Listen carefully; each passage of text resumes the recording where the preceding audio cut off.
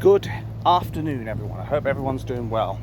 When people expect to make their appearance in the world, usually they don't expect it to be on the front line of a paper being charged as the driver of this Liverpool attack. Well, unfortunately for one poor soul, that is exactly how they've ended up.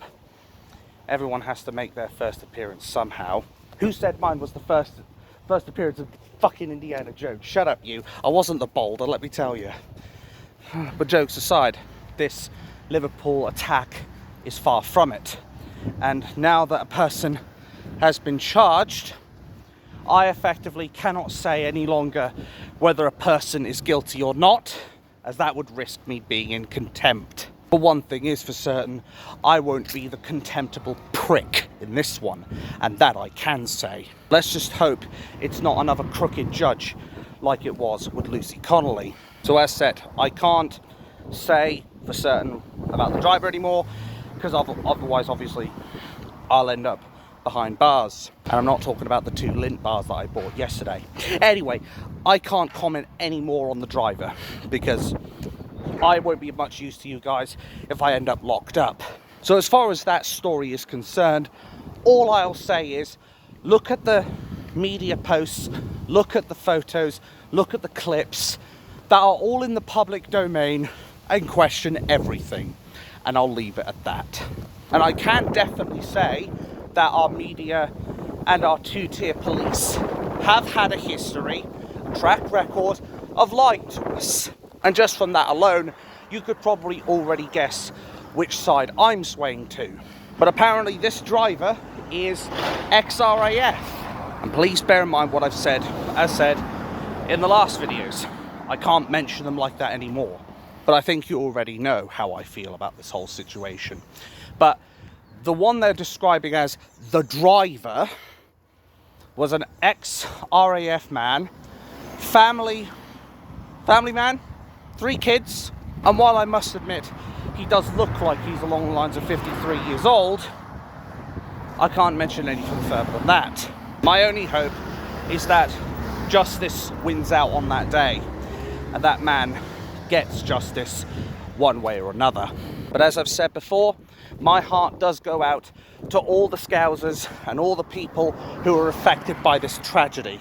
Speaking of Scousers, Andrew Lawrence.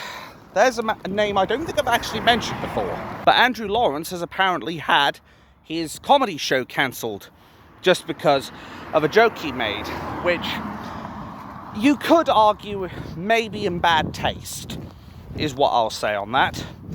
You could argue his little comment about I would probably drive a car into them too is probably done in very bad taste. But should he have his entire show cancelled on the back of it? No. The United Kingdom has been all about dark humour.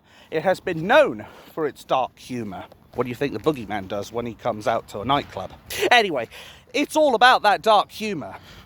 And the way I look at it, I can understand why people would see that as distasteful, because obviously with the atrocity that's happened.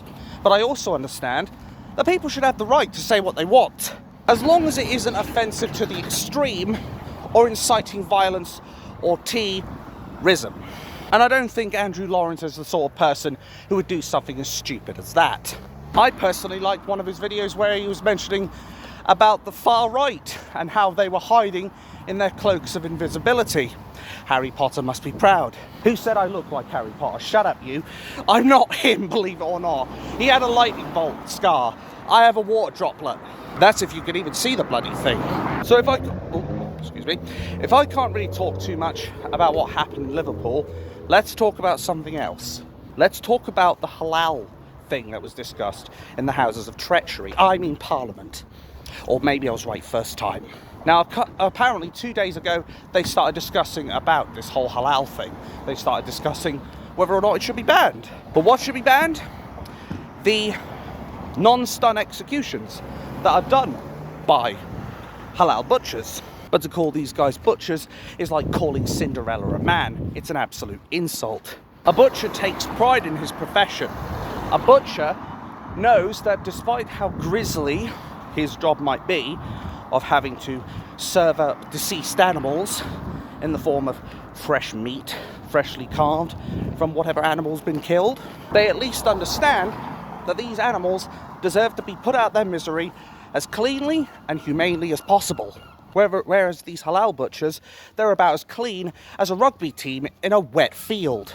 Like I said, this halal stuff does not involve making sure the animal is unconscious or too numb to feel anything. It simply involves taking them to wherever, going up to them with whatever device, usually a butcher's cleaver or a machete or some kind of bladed instrument to basically slash the animal's throat. And then they go out of their way to do the deed and then leave the animal to suffer in absolute pain. Surely if you're going to do a non-stun execution, surely it would be better to sever the brainstem. That way it controls all the bodily functions like breathing and thinking and what have you, and ensures maybe the animal drops unconscious instantly and can't feel any pain. But what do I know? Well, what I do know is that by slashing the throat of an animal that hasn't been stunned, it's left there in excruciating pain, bleeding out all over the floor and writhing in agony before its final moments, which to me sounds about as pleasurable as having your back scratched with a rake. Now, I'm not one of these vegan people. I mean, you can obviously fucking tell that shit. But besides that, I'm not exactly a vegan person. I'm not sitting here saying that, oh, we shouldn't be eating meat at all. In fact, I think a lot of people know by now that I'm not alongside those NPCs in PETA. However, as the old saying goes, even a broken clock has to be right twice a day. And PETA did stumble upon something correctly in the form of wanting to ban halal meat in the first place, because they knew full well of what Islam was doing. They know that to subject something to non-stun treatment before execution is pretty barbaric. I mean, we would be complaining if we were sitting in a slaughterhouse, had our throats cut, and we were basically made to sit there and rot. And hell, I think even if we were a commodity, I think most butchers would have the decency to stun us first with a quick clip on the back of the head with a bat or something. At least then we wouldn't be able to feel anything before they end up taking our free trial of life. Whereas these animals don't get that choice. They're simply subjected to the butcher's blade, or in this case, the halal scumbag's blade.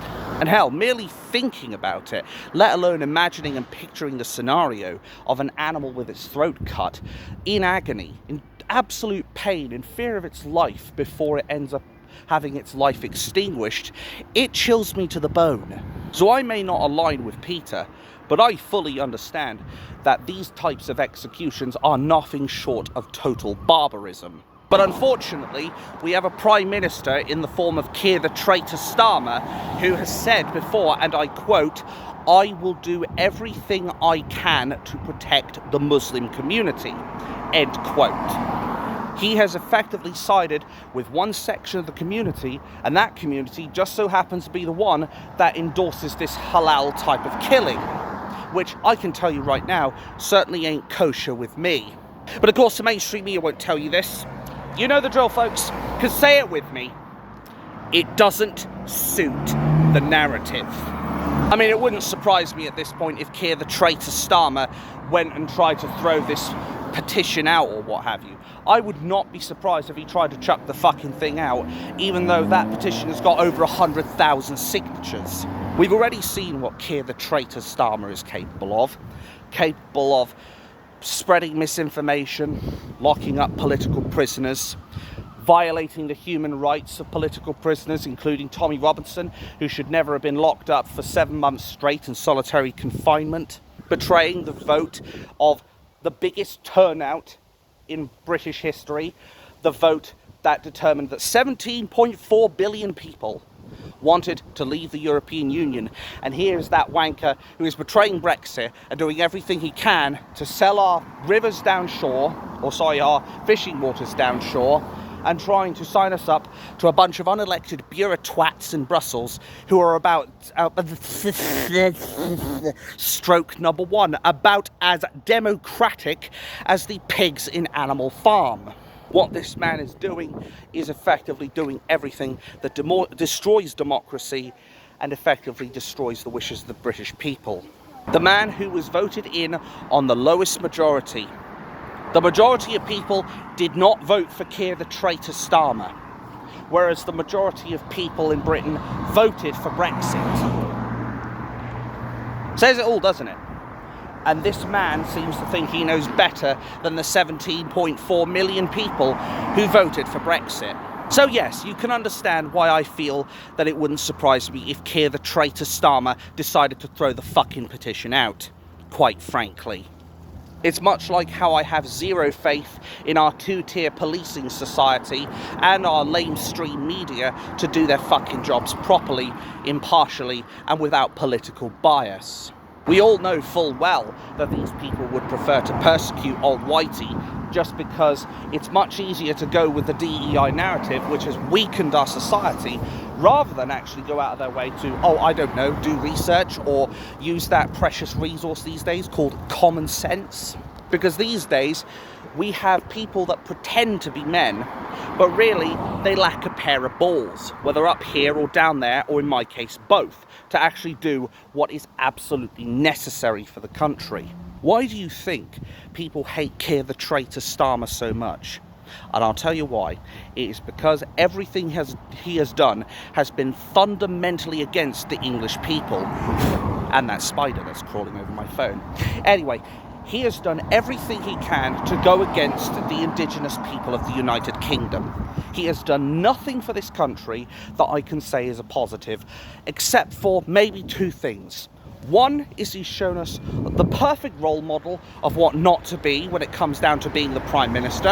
And the second thing is he has effectively made it completely impossible for anybody to vote for the Labour Party.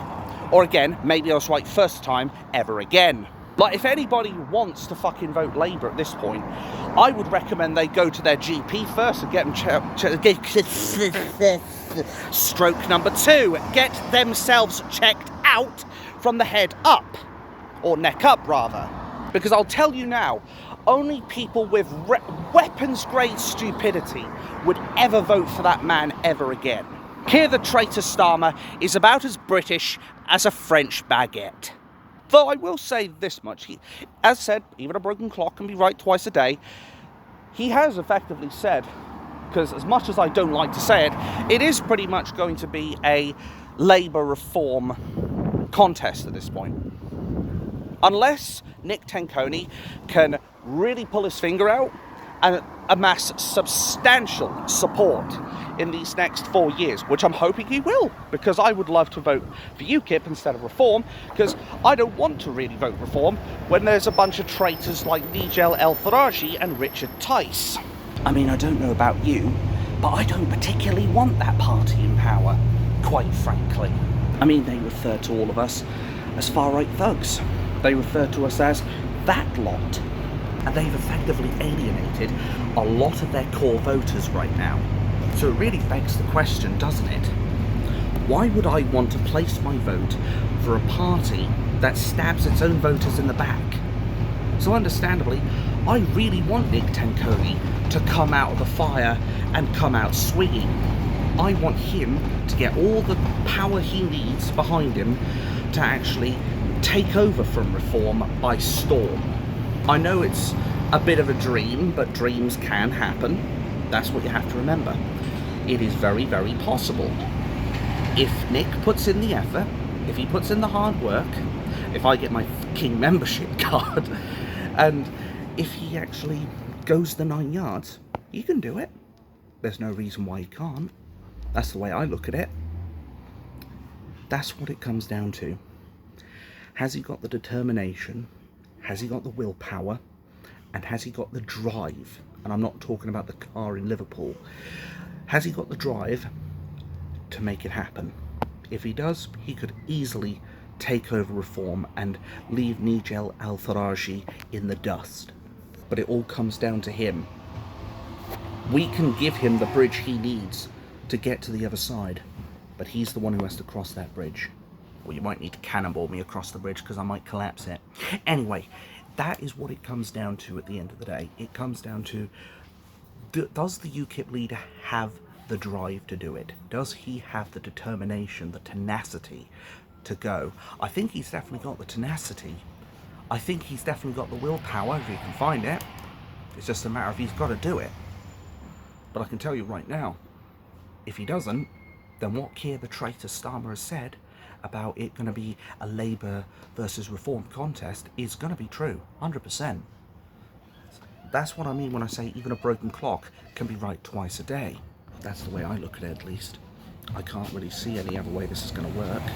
I do sincerely hope, though, that the MPs in the Houses of Parliament, they do decide that they're going to vote against this barbaric practice of non-stun killing of animals. I do hope that they're going to go out of their way to remove this filthy practice from our country, because it does not belong here. Last time I checked, this is a Christian country, or it should be. 2,000 years of Christian heritage in this country. Blood, sweat and tears. I don't think there was a single Muslim who bled for their country to do this. Not over those 2,000 years anyway. I mean, sure, there will have been people who served in the war who actually loved our country. But these days, we have people that are more interested in subjugating the country than assimilating into it. And what we've seen time and time again is we have seen that religion that they claim is the religion of peace, but I think we all know otherwise, that claims to be peaceful and they're the victims and all that. They're only doing that because right now we outnumber them. That's the truth of the matter. They're only playing the victim because they know they haven't got the numbers to take us all on. Now let me be clear, I don't want a civil war, I don't want a revolution, but realistically, that's where we're heading. And as I've said before, Richard Inman, Paul Thorpe, they need to wake up. They need to realise that's the direction we're heading right now. No matter how many peaceful protests they do, I mean, as far as wanting peace is concerned, I guess they will always have the moral high ground over me, because obviously they're going for this for much longer. But it's not a matter of I don't want a peaceful resolution, far from it. I want this to end peacefully. I'm the last person who wants to see violence on the streets. But the cold, bitter truth is, if it was going to work, it would have worked by now. The government has no interest in serving its people. They have no interest in giving us what we have requested. They are more interested in lying through their teeth, subjugating the population, and replacing us. There comes a time where you have to realise you cannot reason or be peaceful with a dictator.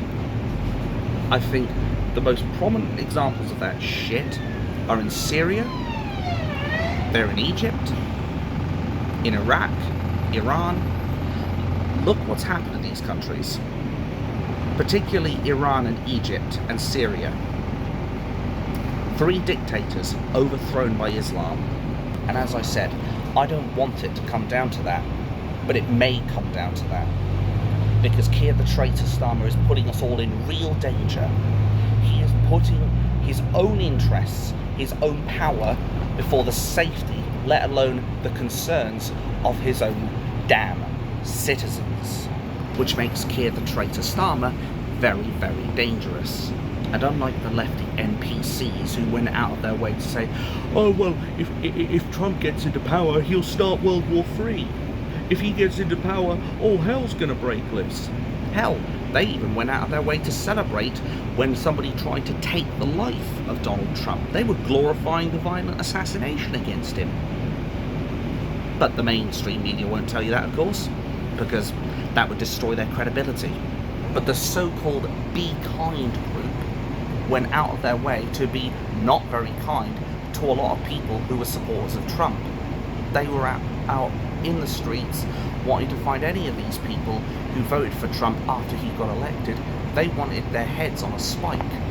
Now, if somebody else got into power that I didn't like, I mean, Keir the traitor Starmer was a good example of it. Did I want his head on a spike? No.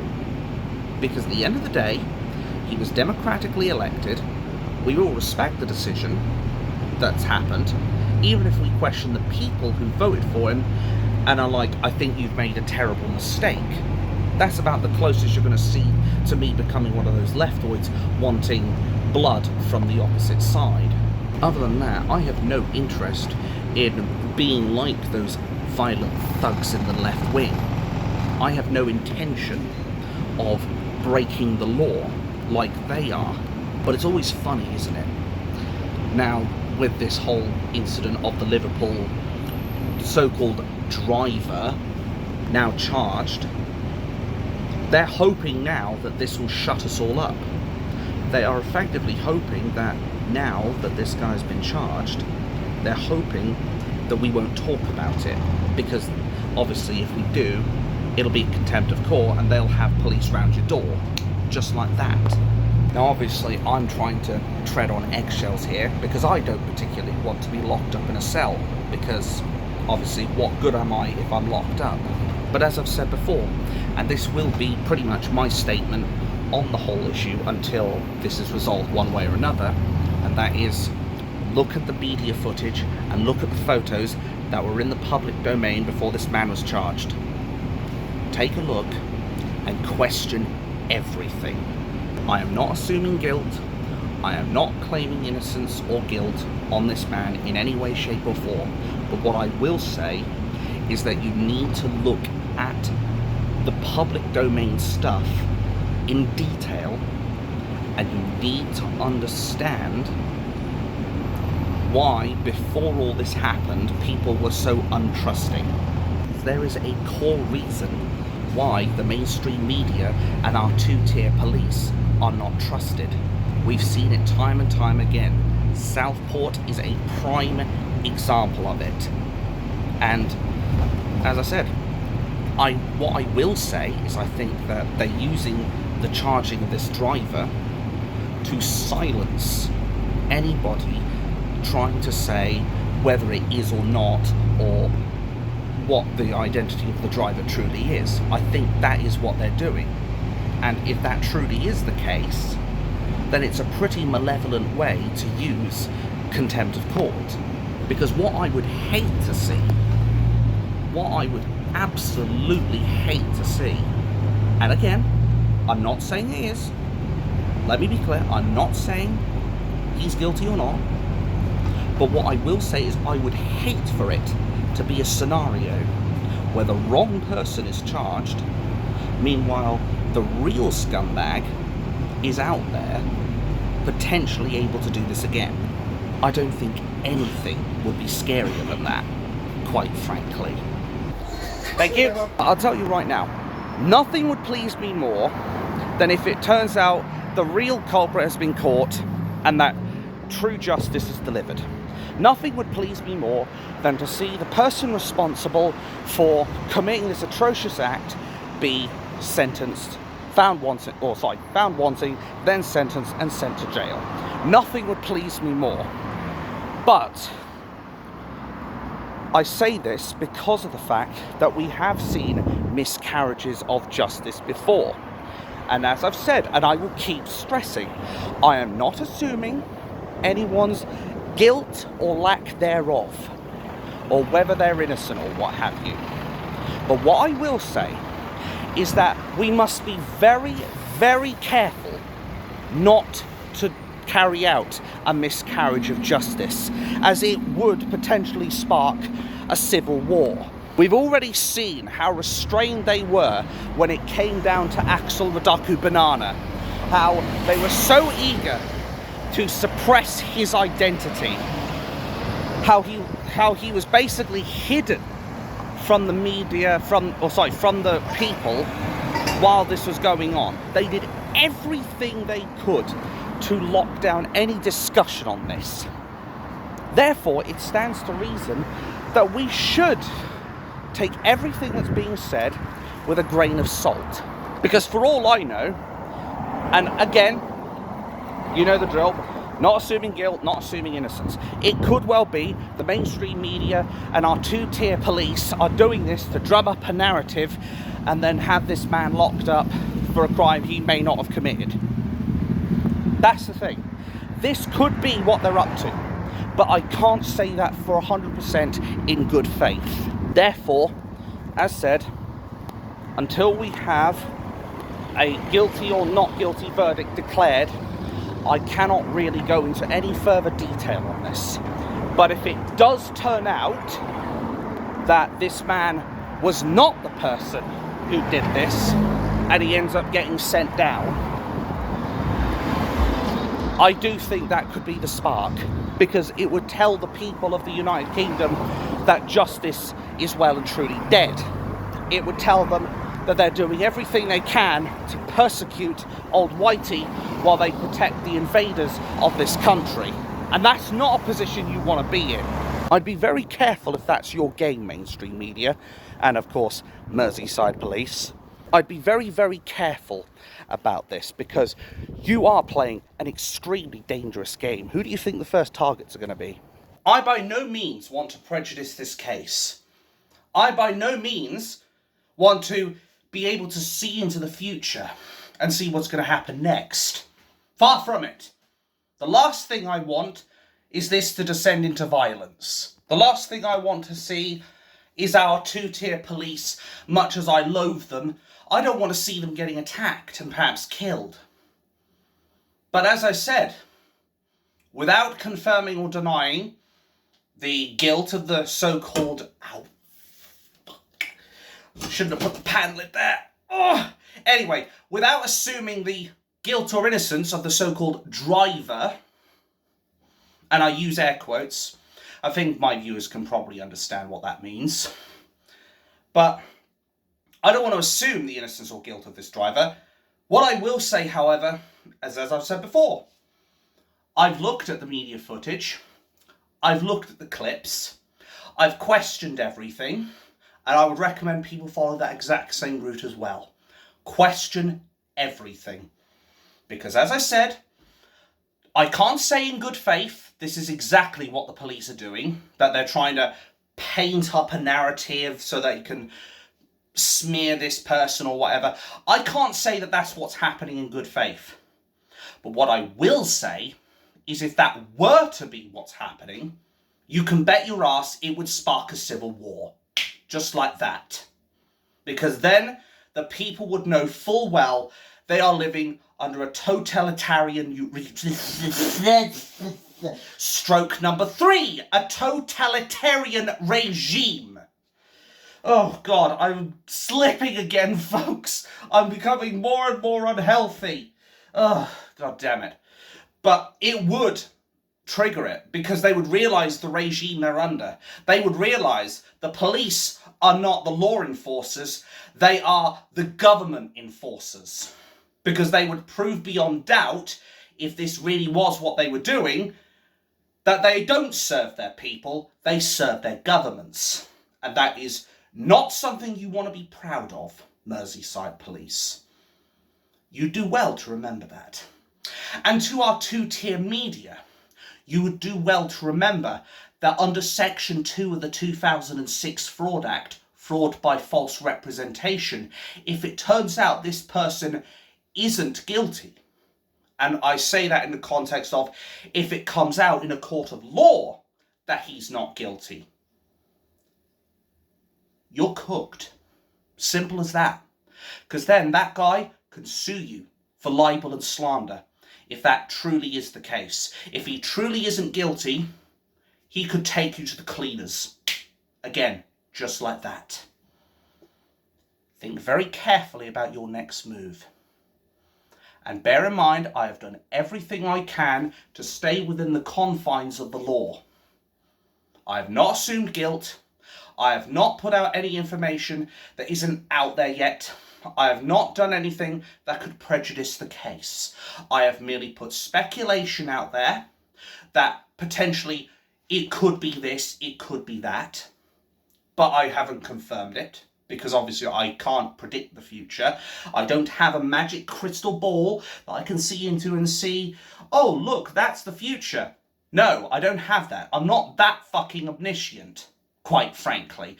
Nor would I want to be. Because the world would be very fucking boring after that, wouldn't it? But the bottom line is, this person, this 53-year-old ex-RAF family man, her father of 3, has been charged with driving a car into people And the way I look at it,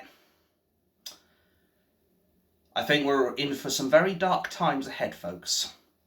This court case could literally be the spark that makes the powder keg blow.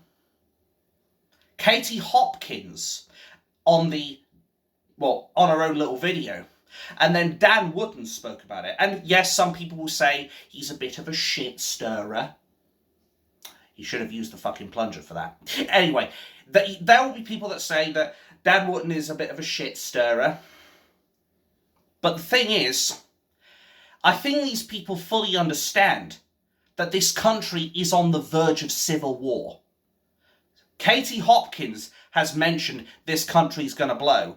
I'm sure there's a whole load of other people that I could name if I had their names off the top of my head that are all saying that a civil war is imminent.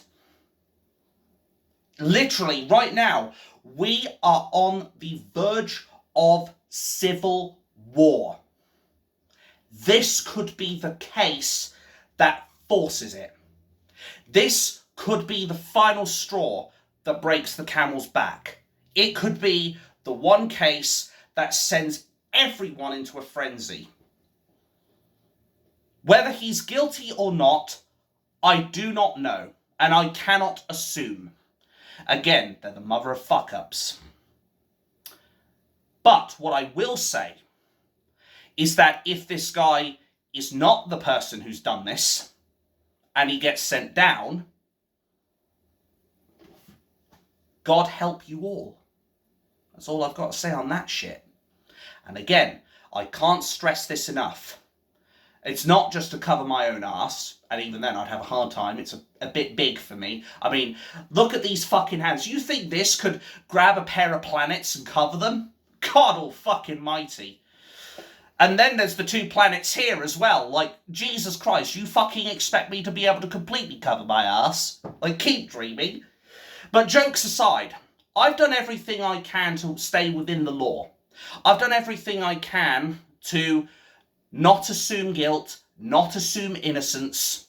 I have merely put out ideas and speculation which do what you will with it. I have not said these are God-given gospel facts, and as such, it should be treated much like the lamestream media and our two-tier police with a grain of salt.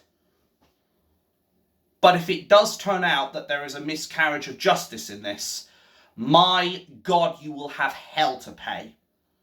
And the devil always gets his due.